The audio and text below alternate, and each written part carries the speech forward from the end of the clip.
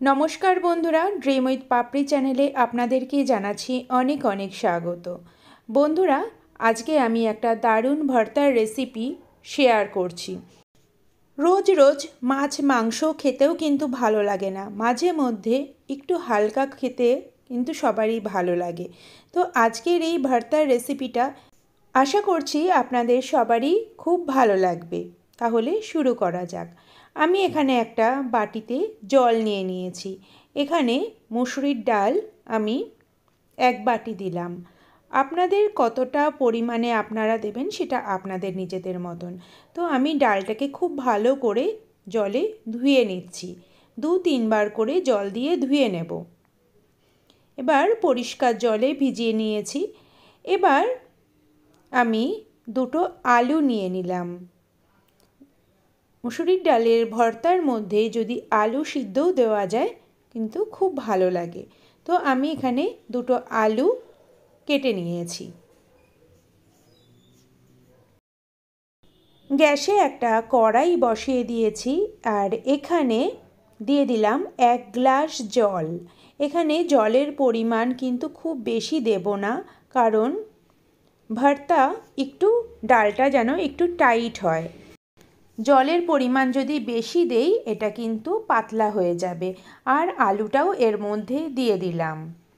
এর মধ্যে দিয়ে দিচ্ছি 1 চামচ নুন। গ্যাসের ফ্লেমটা বাড়িয়ে রাখবো, প্রথমে ঢাকনা দিয়ে দিলাম। কিছুক্ষণ পরে দেখুন বেশ ভালোভাবে ফুটে উঠেছে। এর মধ্যে দিয়ে দিলাম কয়েক কোয়া রসুন। ভালো করে নাড়াচাড়া করে গ্যাসের ফ্লেমটাকে মিডিয়াম রেখে আবার ঢাকা দিয়ে দেব। এইদিকে আমি 2টো পেঁয়াজ কেটে নিচ্ছি।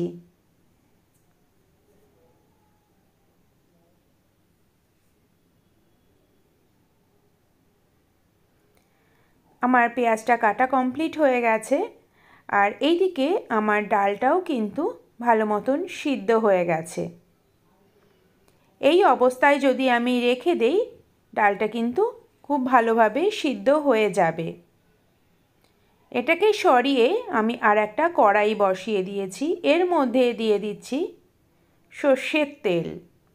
এখানে 3 চামচ সর্ষের তেল আমি দিয়ে দিলাম। তার মধ্যে আমি শুকনো লঙ্কা ভাজতে দিলাম। লাল লাল করে শুকনো লঙ্কাটা ভেজে তুলে নেব।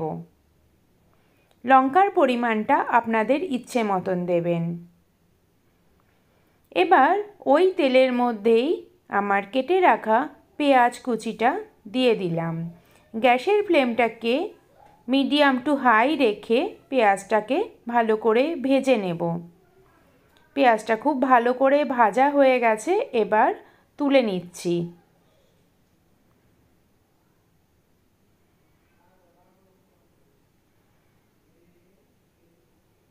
পেঁয়াজটা আমি তুলে নিলাম।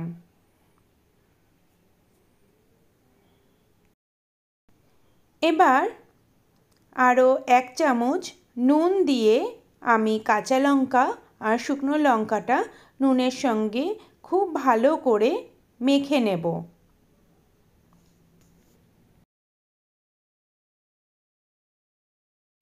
এবার ডাল আর আলু সিদ্ধটা এর মধ্যে দিয়ে দিচ্ছি। বুঝতেই পারছেন ডালটা কিন্তু একদমই ঝরঝরে রয়েছে। এর মধ্যে কিন্তু কোনো রকম জল আর কিন্তু নেই। এবার আমি একটা হাতার সাহায্যে ভালো করে মাখবো, কারণ ডালটা এখন গরম রয়েছে, এর মধ্যে কিন্তু হাত দিয়ে মাখার যাবে না।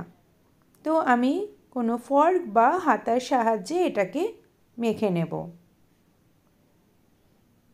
এইভাবে ডলে ডলে মেখে নেব। সমস্তটা মিশিয়ে নিচ্ছি। এবার পেঁয়াজ ভাজা তেলটা আমি দিয়ে দিলাম। তেলটা দিয়ে বেশ ভালো করে মাখবো। বন্ধুরা, এই খুবই সাধারণ একটা রেসিপি আপনাদের কাছে শেয়ার করলাম। এই রেসিপিটা গরম গরম ভাত দিয়ে কিন্তু অসাধারণ লাগে। মাছ মাংসের স্বাদকেও হার মানিয়ে যায় এই ভর্তার রেসিপি। আপনাদের কার কার এইরকম ভর্তার রেসিপি ভালো লাগে অবশ্যই আমাকে কমেন্ট করে জানাবেন।